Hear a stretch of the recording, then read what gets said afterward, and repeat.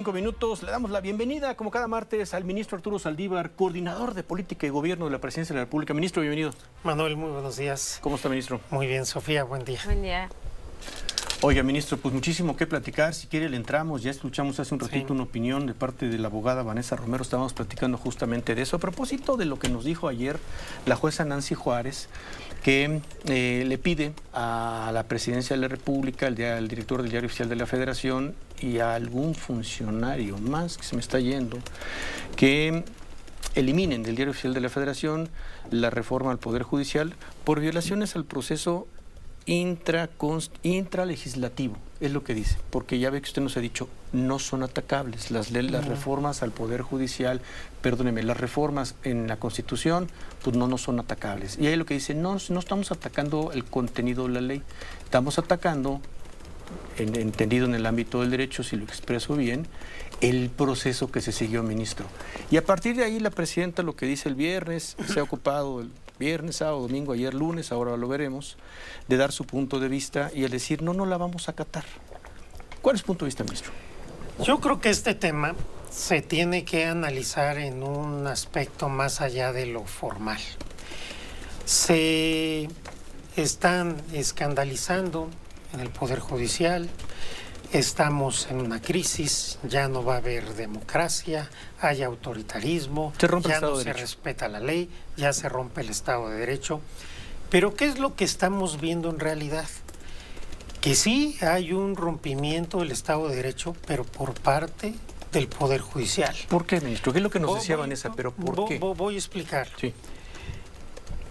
¿Qué legitimidad y neutralidad tiene un poder para analizar la constitucionalidad de la Constitución cuando ha sido un poder que en este caso concreto está siendo afectado en sus intereses y en sus privilegios, y que ha incluso utilizado la violencia para impedir ser reformado?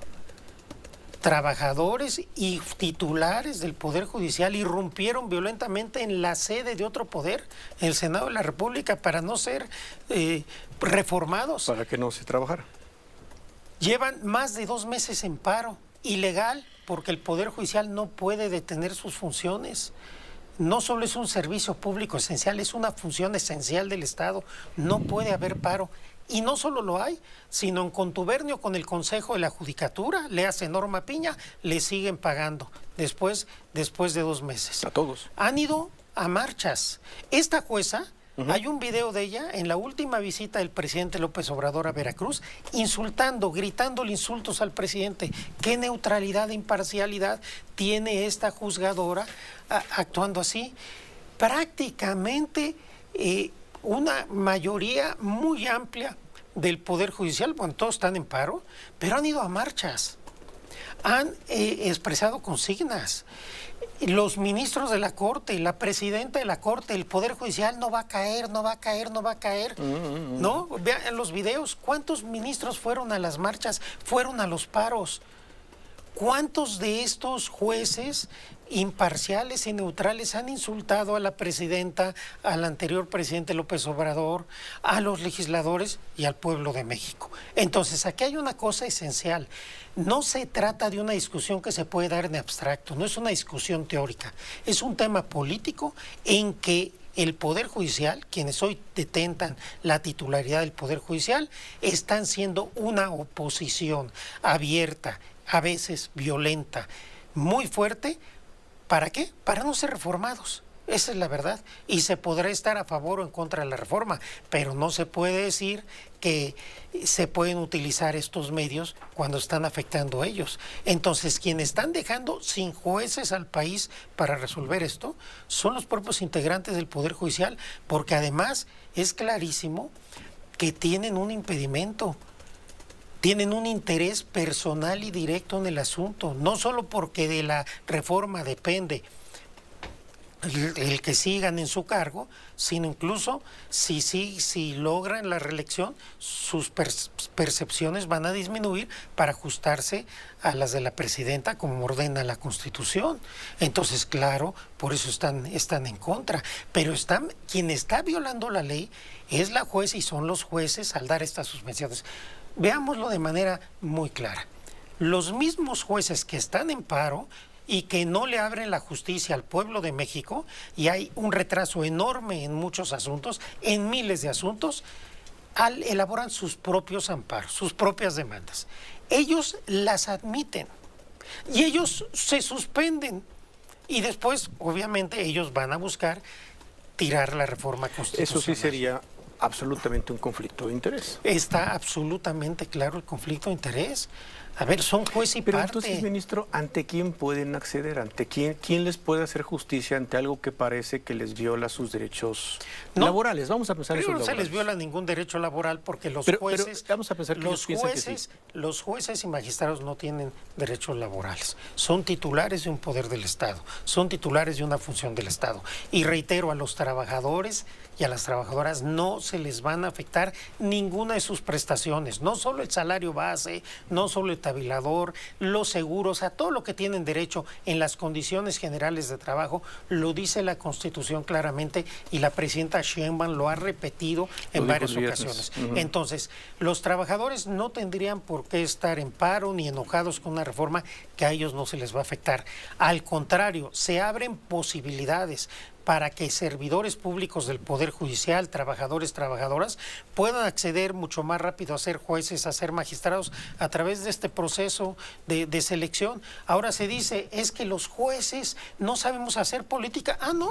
Están en paro, dan entrevistas, hasta mañaneras ya tienen. Ya dan mañaneras, claro. Entonces, está por supuesto que cuando tienen que entrar a la política, entran en la política. Que no tengan miedo, que crean en el pueblo de México, que se ganen su reelección o su ratificación en las urnas, que vayan y le explican a la gente por qué son tan buenos jueces, por qué tenemos esta justicia impoluta gracias a ellas y a ellos, porque no hay un punto de autocrítica, son impolutos, son los salvadores de la patria, ellos son perfectos, el Poder Judicial es una maravilla, hay nepotismo pero poquito, hay nepotismo porque resulta que se enamoran en sus trabajos, o sea, es una farsa. Lo cual es válido. Enamorarse es válido y es hermoso, pero esto es una farsa.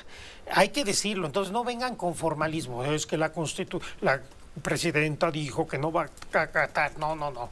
El tema es que no podemos desprendernos del tema político. El Poder Judicial no está jugando jurídicamente, está obrando políticamente y lo saben. Hay texto de la ley de amparo que establece la improcedencia de la Constitución, como si no lo tuvieran por puesto. Mira, es tan absurdo lo que ordenó esta jueza que ni aún cuando la Corte declara inconstitucional con efectos generales una ley, se ordena que se quite del diario oficial. Es como quitar la historia, la publicación ya está, es un acto consumado, no procede la suspensión y todo esto ellos lo saben. 140 suspensiones de ellos mismos, de sus propios amparos. ¿Y qué es lo que hay en el fondo? Que se va a reformar el Poder Judicial y que vamos a llegar a un mejor Poder Judicial y ellos van a perder estos privilegios que el pueblo de México ha venido denostando, criticando y diciendo ya basta.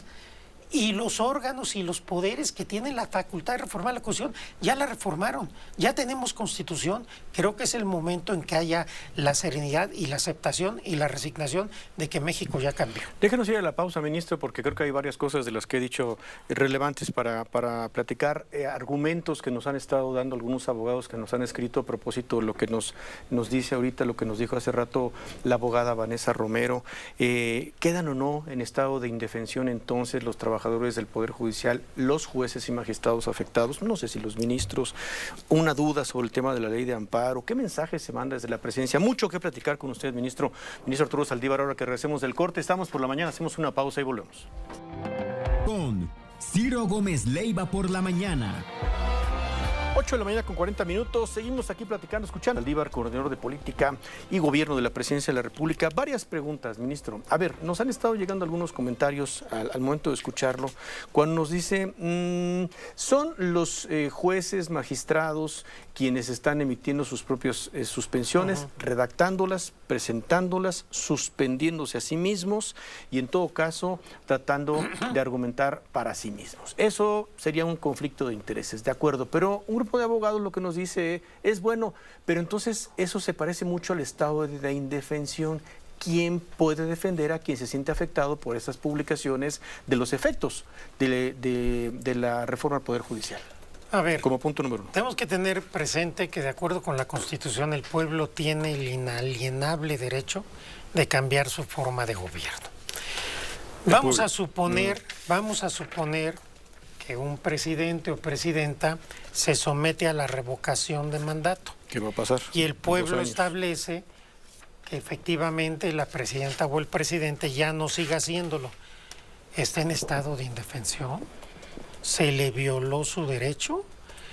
¿O simplemente se ejerció una figura democrática que está en la Constitución? Lo mismo pasa con estas reformas. Se está cambiando la integración y la forma de estructurar el Poder Judicial Federal, y no la primera vez. En 94 se dio una reforma muy fuerte, que todos los ministros fueron a su casa y que se establece el Consejo de la Judicatura, con lo cual se le quitaron muchas facultades que antes tenía la Corte. Y a lo largo del tiempo han venido reformas. Y es normal, como ha venido también reformas de cómo se elige el Congreso, de con qué fórmulas, con qué requisitos. Entonces, y el propio Poder Ejecutivo, los plazos de administración de los poderes ejecutivos han cambiado a lo largo del tiempo. Es normal, es la evolución constitucional. El Poder Judicial no puede ser un obstáculo al cambio social. El Poder Judicial tiene que acompañar los cambios sociales que determina el pueblo de México. Están oponiendo su visión conservadora y sus privilegios a lo que decidió el pueblo en las urnas y a lo que el Poder Revisor de la Constitución ordenó. Más allá que les pueda gustar o no la reforma, ese es otro tema. Hay un buen mandato en las urnas y hay una actuación de los órganos de poder que tienen la facultad de acuerdo a la Constitución. Entonces, creo que eso es lo que hay que aceptar. Ahora, el tema en concreto, si la reforma constitucional puede ser justiciable o no, a ver, pudiera ser debatible, pero no lo puedes cambiar del contexto en el que estamos. Por ejemplo, se ha querido decir que yo he incurrido en contradicción porque cuando era ministro en funciones, yo voté, antes de mi tesis de licenciatura, que además es una tesis de licenciatura, digo, no te vincula 40 años después, pero como ministro en la Corte... Que eran las reformas del amparo, sí procede el amparo en reformas del poder de la Constitución, ¿no? Yo sostuve en la Corte varias veces que desde mi punto de vista si era posible el procedimiento y cuando se afectaba el núcleo esencial de un derecho. Pero siempre quedé en minoría. Entonces yo no estoy en ninguna contradicción. Yo estoy analizando desde afuera que la Corte y los ministros, ministras y todos los integrantes del Poder Judicial deben ser consecuentes con los precedentes. Si bien hay algunos precedentes aislados en que la Corte ha determinado que el procedimiento de reforma pudiera ser revisado, lo cierto es que los siempre han sido superados por un precedente posterior y el Pleno siempre ha sostenido que no procede el amparo ni procede ningún medio de defensa contra reforma constitucional. Más de 30 años de doctrina constitucional se va a abandonar en el tema que a ellos les afecta. No lo pudieron hacer en prisión preventiva oficiosa, no lo pudieron hacer en casos en que se violaban derechos, porque los casos que vimos sí se violaban derechos, no se atrevieron a hacerlo con la reforma energética del neoliberalismo. Pero en la reforma que nos afecta, ahí sí resulta que somos todopoderosos. El Poder Judicial y la Corte son poderes constituidos, están sometidos a la ley y a la Constitución, no son los soberanos del país, el soberano es el pueblo y no pueden actuar arbitrariamente con violencia, con paros ilegales, con enfrentamiento y amparándose a sí mismos. Es absurdo, creo que es hasta de sentido común. Yo presento mi demanda y mi amparo para que a mí no me quiten de mi cargo. Bueno, pues creo que cualquier niño de primaria entendería que estás haciendo trampa, ¿no? No puedes ser juez y parte. No puedes ser tú quien te promueves tu demanda, la admites, suspendes y después te amparas. Entonces, esto no hay que perderlo de vista. No estamos en un asunto X en donde la Corte de repente analiza si determinada disposición de una reforma viola un núcleo esencial de un derecho humano, lo cual es muy opinable y mayoritariamente la Corte ha dicho que no. Ese es el criterio mayoritario y ese es el criterio vigente. No, estamos en una reforma que afecta al Poder Judicial y el propio Poder Judicial se ampara a sí mismo. 140 suspensiones. Ojalá con esa rapidez, con esa vehemencia, defendieran al pueblo de México. Ojalá con esa fuerza defendieran los derechos humanos. Ojalá con esa integridad, entre comillas, disminuyeran sus prestaciones y se ajustaran a lo que marca la Constitución. Ojalá de esa forma evitaran discriminación a los justiciables. Ojalá sí evitaran el nepotismo, el acoso sexual, que es una práctica en el Poder Judicial Federal.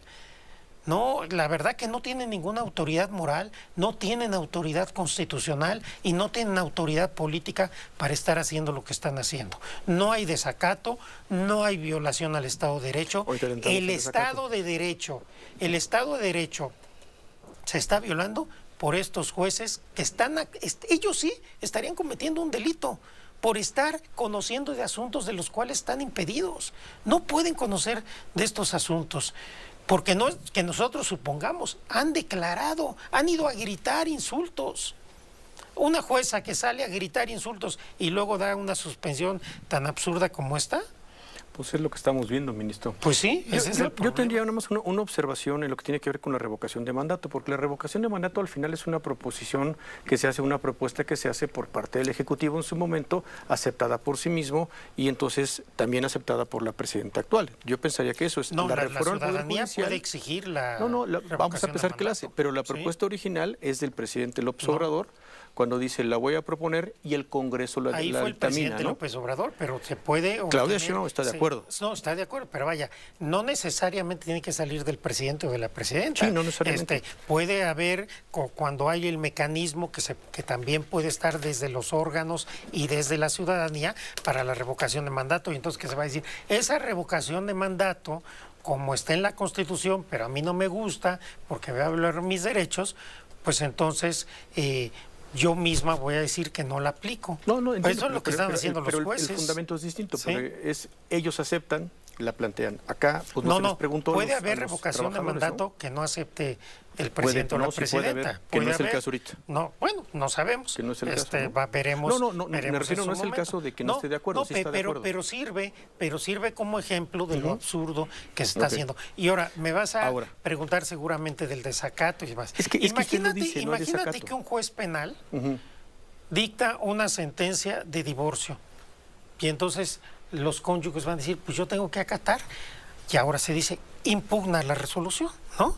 ¿Por qué no se impugnan las suspensiones? Porque quienes van a resolver de esos recursos son los mismos magistrados y magistradas del Poder Judicial. No hay a quien recurrir. Radbruch, un clásico autor alemán, decía que cuando tu adversario es el juez, solo te queda Dios. Y agrego yo, y eso si eres creyente, porque si no, ni eso. ¿Qué quiere decir? Que si el adversario es el juez, no te queda nada. Y aquí los adversarios de la reforma son los jueces. Entonces no pueden ser jueces imparciales y neutrales. Hablan de independencia, hablan de neutralidad, no están siendo independientes, ni neutrales, ni imparciales. Yo lo que le quiero preguntar es, porque es más allá, es como el mensaje a la ciudadanía, quienes evidentemente no somos los especialistas, a quienes están en diversos sectores productivos del país, a quienes se enfrentan a alguna circunstancia familiar, a quienes se enfrentan a alguna circunstancia social de algún tema que tengan que respetar con la ley, ¿Cuál es el mensaje que la presidenta le manda a la ciudadanía cuando dice el viernes no vamos a acatar la ley? Ese es el mensaje. No vamos a acatar. Ese no es el mensaje. Espérenme, Sí. ministro. No vamos a acatar la ley. ¿Por qué? Y da sus fundamentos, porque la ley de amparo nos ayuda, la ley del 61 del amparo dice que no procede en contrarreformas de la Constitución. Sale. Yo no soy especialista. Y poníamos el ejemplo, un ejemplo sencillo. A mí me agarra el alcoholímetro y me dice, usted viene borracho. Pues, ¿cómo ve que yo no vengo borracho? Porque yo no voy a acatar la ley. A mí su ley no me interesa. Una sentencia de divorcio, yo no me quiero divorciar, me vale gorro, juez, y no me divorcio, así esté en libertad la otra persona de decidirlo. Una pensión alimenticia, no la voy a respetar porque no respeto. A eso me refiero. Sí, pero imagínate, el mensaje peligroso que se manda cuando se dice no voy a acatar pero la ley. imagínate que la pensión alimenticia la dicte un juez administrativo y no un juez familiar, que tu sentencia de divorcio la dicte un juez penal y no un juez familiar. Aquí la presidenta Sheinbaum ha sido y siempre será respetuosa del Estado de Derecho.